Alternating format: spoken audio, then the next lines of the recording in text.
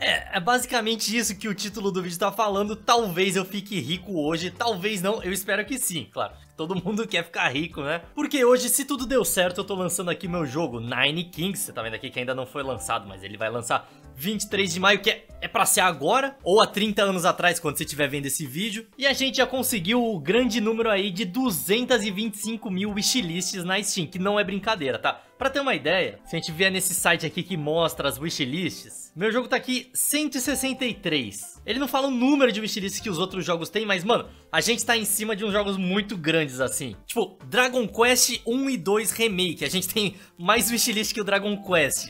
Bizarro, né? Jogo pornô também. Esses aqui são os que mais vendem. Outward 2 também é um jogo gigantesco. GTA 6, não, tô tirando, daí seria demais, né? Enter the Gungeon 2, a gente tem mais wishlist que Enter the Gungeon 2. Como é que isso foi possível? Até agora eu não sei, tá? Não sei te dizer exatamente como é que a gente conseguiu isso, mas é a verdade. Então, se o tanto de wishlist que tem se refletir nas vendas, acho que a situação tá boa pro meu lado, né? Mas o vídeo de hoje é basicamente pra contar desde o começo a história desse joguinho que foi evoluindo e tomando uma forma e uma proporção que a gente não esperava que ele tomasse. E como a gente agiu sobre isso, porque não é só você criar o bagulho e deixar rolando, né? Você tem que fazer alguma coisa, você tem que se mexer, o jogo não vai vender sozinho. Não, na verdade ele até vende sozinho, mas se você fizer alguma coisa pra ajudar aí, você vende mais ainda. Tudo começou há 3 anos atrás, quando a gente começou a fazer esse jogo, e a gente pensou assim, eu digo a gente porque é eu, o meu sócio da Set Socket lá, que é a minha empresa, né, de criação de jogos, e o programador que tá trabalhando com a gente. Foi quem começou aí essa parada. E daí eu sentei com o meu sócio e a gente começou a pensar, como que a gente consegue fazer um construtor de cidade mais simples do mundo e que seja roguelike? E esses aqui foram os concepts iniciais, tá? Você tá vendo aí em primeira mão, nunca revelados. Esse foi a primeira montagem que a gente fez no Photoshop aqui. E era uma bosta, tá? Antes vinha a tropa dos dois lados aqui pra te atacar. O jogo... eu vou mostrar como é que foi o jogo no começo. Mas a gente pensou, 9 quadrantes...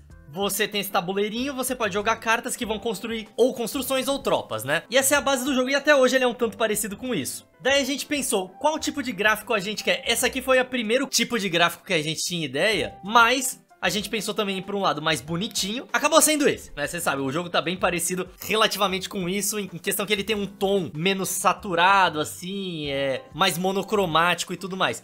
Mas poderia ter ido para esse lado aqui. A gente chegou a testar na Unity com isso, inclusive, né? Umas cartas bonitinhas aqui, com tanto de poder que elas têm. As tropinhas do World Box, inclusive, estão aqui, né? Tudo pixel artzinho fofinho. Não foi para isso. Também pensamos em fazer totalmente preto e branco, que, graças a Deus, a gente não foi... talvez num primeiro momento tivesse ido melhor se fosse assim, tá? Por quê? Fica mais style. Fica um bagulho mais, tipo, chamativo para algumas pessoas, mas pra maioria do público eu acho que não. Eu não desgosto, tá? Eu acho que até o jogo funcionaria se fosse assim, mas eu não acho que ele não atingiria o tanto de público que ele atingiu hoje em dia com o gráfico atual. Daí a gente pensou também um gráfico mais realista, meio Warcraft, uma parada dessa. Se fosse pro lado do 3D, ele poderia ter dado até melhor do que hoje em dia, né? Só que a gente não tem um artista 3D, não tem conhecimento suficiente pra fazer assim, então a gente manteve no 2D mesmo. Essas eram as opções de como o jogo ia ficar. Sinceramente, essa aqui, vendo agora, era a pior de todas e foi a que a gente escolheu. Imagina se o jogo fosse assim, mano, ou assim, é real. Talvez fosse um jogo melhor, mas aqui estamos, né? Não dá pra brigar comigo do passado de 3 anos atrás. E depois que a gente bateu o martelo de como ia ser, a gente começou a pegar algumas referências de art style aqui. Claramente não foi pra esse lado, tá? Esse aqui seria o coloridinho. Referência aqui do... nossa, eu esqueci completamente o nome desse jogo, mas é super bonitinho também. Boa referência. Tem esse aqui, Heroes Hour. Joguei pouco esse jogo, mas é um jogo interessante. Também trabalha com muitas tropas e tudo mais. Foi uma boa inspiração. Mas a gente acabou indo pra esse lado mais dark, que o World Box foi uma referência. Porque, querendo ou não, ele parece super estourado, mas se você for parar pra ver, ele não é tão bonitinho assim. Tipo, esse cavaleiro aqui que por muito tempo foi a nosso ícone do Discord. Esse aqui não tem nada a ver, eu não sei porque que essa imagem tá junta. Mas alguma coisa assim, né? E, mano, esse jogo foi o que definiu o nosso gráfico. Eu não sei que jogo... ah, eu coloquei aqui Fog of War, deixa eu dar uma pesquisada, porque realmente ficou muito parecido, né, o gráfico. Cara, a gente viu isso uma vez, copiou os bonequinhos desse jogo, basicamente, e nunca deu os créditos pra ele, né? É esse jogo aqui, ó. Meu, talvez seja um jogo que nunca existiu. Cara, não é um jogo que existiu. É uma foto aleatória de um jogo que o cara tava meio que criando. Loadstorm 2013. Mano, esse jogo lançou? Loadstorm? Cara, Só tem... Por que só apareceu um jogo pornô aqui, velho? Loadstorm. Foi a única imagem que teve... Não, teve outras imagens aqui do jogo. Jogo de RTS de 2013. Cara, que nada a ver, né? Nunca foi pra frente. E a gente levou a tocha olímpica do espírito desse jogo pro nosso. Da hora demais. Enfim, mais World Box. Tem esse jogo aqui legal também, que eu esqueci o nome dele, mas já joguei pra caceta. Mano, eu tô impressionado como esse jogo é tão parecido com o nosso, monocromático e tal. Da hora, abraço pro cara que fez esse render aqui, foi nossa inspiração. E eu tenho várias versões aqui prototipadas, salvas. Nossa, deixa eu ver se funciona isso. Espero muito que sim. Cara, a gente tá na versão 374? Não, a gente já passou muito disso. Vamos ver a versão 1 do jogo, tá? Mano, roda, pelo amor de Deus, roda isso. Ah, rodou, mano, caralho, eu não acredito que eu vou jogar jogo de 3 anos. Olha como era 3 anos atrás. Cara, já tinha a mesma animação que a gente usa hoje em dia pras cartas. Você já pode construir a fazenda, só que a fazenda faz um bagulho totalmente diferente do que hoje em dia faz, né? Hoje em dia ela coloca uma tropa a mais, antes ela dava HP, o que faz até que sentido. Colocar o soldado, olha, já podia selecionar aqui. O castelo sempre ficava no meio. Eita, coloquei o soldado aqui. Daí chegavam as tropinhas pelo lado, iam lá, batalhavam e depois você pode escolher uma carta que já é do Rei do Feitiço, tá? E a gente, isso que tá escrito é só porque é o placeholder, a gente não tinha gráfico pra ela. Static é forte, mano. Freeze, essa carta não existe mais. Era uma carta que no começo existia, você colocava e todo mundo que estivesse em volta da unidade ficava mais lento. Até que é legal essa, sinceramente. O inimigo ficava mais lento. Quem sabe a gente volta com ela. Vai ter um rei de gelo, próximo, ó, spoiler. O próximo rei que vai sair vai ser de gelo, então faz sentido. Vamos lá, estática. Vamos colocar os arqueiros também. Eles ficam atrás já? Mano, ah tá, ó, não ficava atrás... Porque nessa época fazia sentido onde você colocava a unidade, meio que ditava onde ela ia na batalha, né? A gente tirou isso. Primeiro as tropas se fecham, né? Ó, mano, aqui tá bugado, velho. Eu só escolhi a carta, nem joguei a carta ainda. Mas tô muito forte. Warlock, Wizard, vamos ver o Wizard. Eita, já tá jogando tudo aqui. Mano, completamente bugado, né? Mas isso foi suficiente pra gente ver que o jogo tava divertido, né? Recycle, essa carta é horrível. Ah, tô cheio de carta na mão. Jogar meu castelo. Que não faz nada o castelo por enquanto, tá? Ele não atira catapulta igual atualmente, né? Antigamente, inclusive, o castelo não fazia nada. Ele meio que só tinha vida. Eu tive essa ideia porque eu pensei...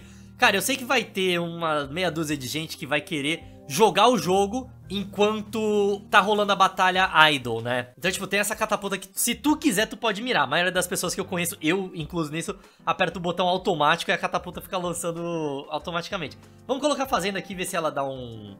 Acho que nem mostra o efeito, nem nada, né? No final do round aqui. Não é mais no começo. Enfim, com Cabulator, cara, uma dessa carta existia desde o começo. Daí a gente tirou ela e ficou um tempasso sem existir, 3 anos sem existir. E agora a gente botou ela de volta no novo rei que tem, que você tá jogando hoje com ele. Aí o rei do progresso, né?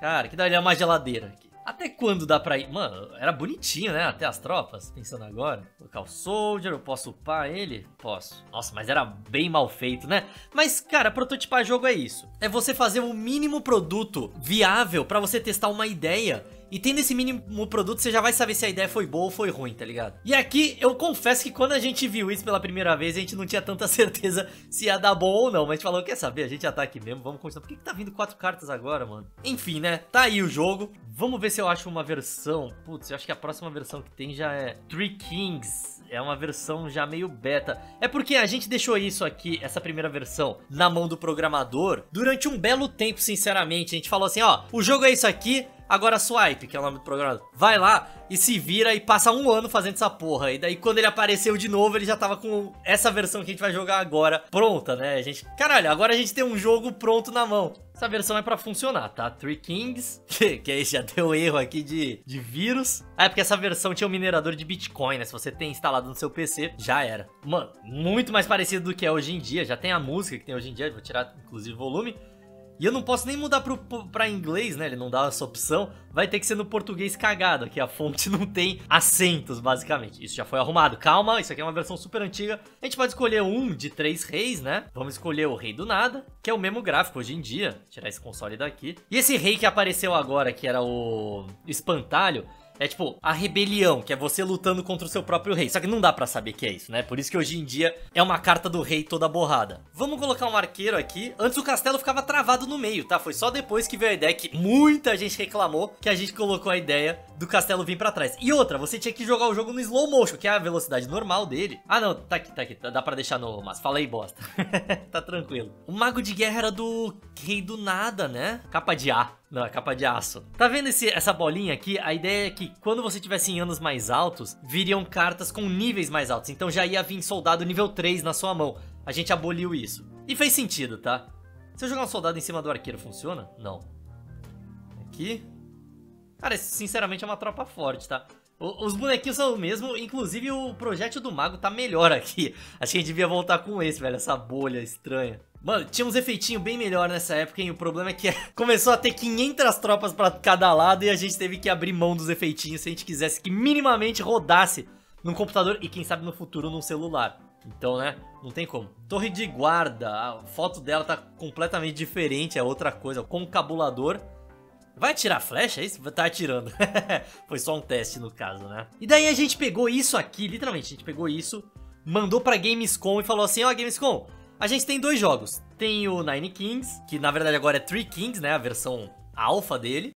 E a gente tem esse jogo aqui, chamado Engine Tal, que é tipo bem melhor. Vou colocar aqui o trailer dele. E a gente mandou, sem pensar nada, pra Gamescom e pensou assim, o Engine Tal vai ficar entre os 10 primeiros, né, os finalistas. Talvez a gente até ganhe, porque o jogo tá bom pra caceta. E o Nine Kings, foda-se, se ele entrar ali na exposição, tá bom. Mano, foi invertido, Nine Kings entrou entre os 10 finalistas, o Engine Tal entrou na exposição. E a gente assim, que porra, mandou e-mail pros caras falando, mano, acho que vocês fizeram um caca, acho que vocês pegaram o jogo errado. Porque é o mesmo nome da mesma produtora, né, vocês devem ter confundido, mandou 2 jogos. Daí eles não falaram nada, tá ligado? E pensando agora, realmente o Nine Kings, ele é muito fácil de entender, ele é muito fácil de jogar, ele ganha por isso, tá ligado? Por ser um jogo muito simples, um jogo que te dá muitas possibilidades, te dá horas de diversão com pouca coisa, tá ligado? Enquanto o Engine Tal é uma experiência mais... Apesar de ser roguelike, ele tende a ser mais narrativo, vamos dizer assim, pra tu fazer uma run e tudo mais, né? Nine Kings é muito rapidinho, velho. Qualquer pessoa, se tu pegar tua avó pra jogar e ela lê as cartinhas... Claro, ela não pode ser cega, né? Ela tem que saber ler as cartinhas, ela vai conseguir jogar o jogo. Daí, nessa Gamescom, a gente começou a perceber que o jogo tinha alguma coisa ali. 2 semanas antes de ir pra Gamescom, tipo, foi como eu falei, a gente tava empurrando o jogo na barrigada. Ah, nossa, levou 1 ano pra chegar naquele protótipo de 3 reis. 2 semanas antes a gente falou, caralho, a gente tá, tipo, vencedores da Gamescom, vamos fazer uma build bem melhor. Daí a gente colocou tudo que precisava colocar, fez o update do gráfico e tudo mais pra esse gráfico que é hoje em dia, em 2 semanas. E virou um jogo bem melhor, né? A partir disso a gente começou a levar a sério, até porque na Gamescom a gente sentou pra discutir contrato de publicação com várias publishers. E nenhuma delas foi pra frente, até porque a gente tava sendo super predatórios, né? A gente sabe que as publishers são predatórias. Então a gente quis ser predatório do nosso lado. A gente sentava com os caras na mesa e falava, legal, mas a gente tá esperando um aporte de 350 mil dólares. Não tô zoando, tá? A gente realmente falou isso pra publisher. E óbvio que os caras não iam querer dar 350 mil dólares pra gente. Apesar de que, em minha defesa, na hora que a gente falou, os caras nem pestanearam. Eles, claro, faz sentido, velho. Com certeza, né? Mano, imagina. Porque a gente achava que esse jogo não ia vender porra nenhuma. Ou, não que ele não fosse vender porra nenhuma, mas a gente não achava que ele ia vender mais do que 500 mil reais. Então, se os caras tacassem na nossa conta, 350 mil dólares... Mano, já tava feliz pra caceta. Tipo, a gente não precisa mais ganhar dinheiro com esse jogo porque já foi ganho, né? Mas ninguém caiu na nossa bait. Até que a gente, mano, desencanou disso de ter publisher, porque todas que a gente sentou pra ver o contrato junto, parecia meio predatório pro lado. Eles sempre saíam ganhando, a gente não tava precisando, o jogo já tava quase pronto, né? E tem isso do jogo, tá saindo em Early Access, se você ainda não percebeu. Tá saindo em Early Access agora, mas a gente já tem, tipo, 70% do jogo pronto. Porque esse jogo, ele funciona de uma forma que ele é modular. Então é muito fácil a gente adicionando coisa nova e até depois de terminar o jogo, colocar coisa nova nunca vai ser demais, né? Tem cartas especiais agora, segredo, você vai ver quando jogar, que do nada aparece uma carta brilhante, tem efeitos absurdos assim que mudam o seu jogo. E a gente pode colocar quantas dessas a gente quiser e cada uma dessas que a gente vai colocar muda completamente uma partida, tá ligado? É da hora isso. Então a gente não se preocupou tanto, a gente pensou assim, vamos lançar logo. no Early Access, porque a gente ganha um dinheirinho e sustenta até a gente lançar o 1.0, que não vai ser tão distante do Early Access, né? Daí do nada chegou a publisher do Manor Lords. Manor Lords, pra quem não sabe, foi o jogo da Steam que teve mais wishlists até hoje, né? Ele tava aí quando lançou com 1 milhão e qualquer coisa e cacetada de wishlist. E a publisher dos caras, essa Hooded Horse, entrou em contato com a gente por e-mail mesmo, assim. Mano, a gente já tinha esse ponto falado com pelo menos umas 10 publishers, tá? E eles mandaram um e-mail e a gente pensou, foda-se, é mais uma publisher que a gente não vai fechar, mas vamos ouvir o que os caras têm pra dizer, até pra fazer contato e tudo mais, né? Daí chegou na hora, os caras começaram a mostrar os números deles pra gente, assim, mano, quanto de cópias que eles venderam nos jogos deles. E todos os jogos dos caras foram bem, mano, eles eram super carismáticos, super amigos. Pode ser, né, pode ser coisa ruim. Geralmente, às vezes o lobo vem em pele de cordeiro, mas não acho que foi o caso. Eles realmente estão ajudando muito e o jogo vai virar uma coisa maior do que ele seria. Não que a gente fosse vender mal, não que a gente teria problema fazendo marketing desse jogo, até porque eu tenho meu canal e tudo mais, né? Mas os caras vão permitir que a gente tenha um alcance bem maior do que a gente teria se fosse só por nós mesmos, né? Mano, estão traduzindo o jogo pra 40 línguas, já começa por aí. E é doido pensar que, sim, os meus inscritos no YouTube ajudaram muito, muito, muito no começo, porque a gente lançou o jogo no itch.io, inclusive eu tirei a página do itch.io, eu consigo acessar ela aqui pelo meu back-end, mas essa página não tá mais ativa, porque a publisher falou que seria meio conflitante, né? A galera entrando no itch.io e jogando e não indo pra página da Steam, concordo, é um pouquinho sim, mas o itch.io bombou, velho, claro. Quando eu soltei no meu canal, eu fiz aquele famigerado vídeo. Vou dar 100 reais pra todo mundo que conseguir fechar meu jogo até as primeiras 5 pessoas. Acho que foi isso, 5 ou 10 pessoas, né? E isso trouxe muita gente pra jogar meu jogo no itch.io, o que fez que um jogo bombasse, chegasse na página inicial. E daí os gringos começaram a jogar também. E daí a partir daí começaram a andar sozinho. Tanto que, hoje em dia, olha que bizarro, velho. Tipo, na maioria dos outros jogos, Engine-Tal, Gods of Sand, mesmo os Seraphs, mais de 50% das minhas wishlists são brasileiras. Nesse jogo Nine Kings, é tipo 20, mano, não é nem 20, é tipo coisa de 10% é brasileiro e o resto é o resto do mundo, sendo a China uma boa parte disso, né? Então a gente estourou a bolha, já rendeu demais. O tal eu acho que é tipo 60 ou 70% brasileiro, até pelo tema do jogo, né? Mas o Nine Kings a gente fica muito encabulado de saber que, tipo, ele, claro, teve o pontapé inicial, mas depois ele começou a andar sozinho, velho. Isso foi muito bom. E agora estamos aqui, né? Upcoming Games, Nine Kings. Inclusive, essa fotinho do jogo foi os caras que fizeram. Eles acharam que a nossa fotinha anterior não tava das Não é que não tava das melhores. Eles testam, né? Eles vão colocando thumbs diferentes pra ver o que dá mais clique. Tipo, eles querem que a galera clique no jogo. Não é sobre, passar a ideia do jogo, sei lá o que. Não, é a thumb que dê mais clique é a que tem que estar lá, né? Então a gente deixa isso na mão deles. Realmente essa aqui deu muito mais clique do que aquela coroa com sangue que era antes. E depois eles até tentaram uma outra thumb. Essa aqui que, mano, eu já sabia que não ia tão bem. Ela realmente deu uma bela decaída. Ficou uns 2 dias essa thumb, não deu muito certo. A gente voltou pra essa que tá agora do brother olhando lá pro castelo, né? É porque essa aqui é a mais genérica de todas. Então a pessoa, ela bate o olho e pensa, ó, jogo de estratégia, hein, que você controla a tropa. Não sei exatamente o que é, deixa eu entrar pra ver. Daí dá clique. Essa aqui a pessoa vê o V de vingança aqui e pensa, que porra é essa, velho? Não sei. Não é um jogo que eu quero saber, não. Mas se tudo deu certo, o jogo lançou, vendeu muito, não deu nenhum bug cabuloso que explodiu o PC da galera e não funciona mais em lugar nenhum. Cara, é isso. Daqui a alguns meses, ou depois que lançar o 1.0, eu trago vídeo de atualização. Calma, eu vou continuar postando no canal, velho.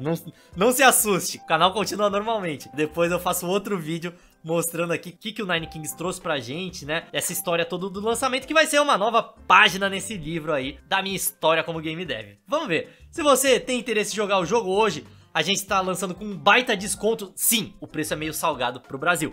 Cara, eu acho que se bobear chegou até uns 50 pila.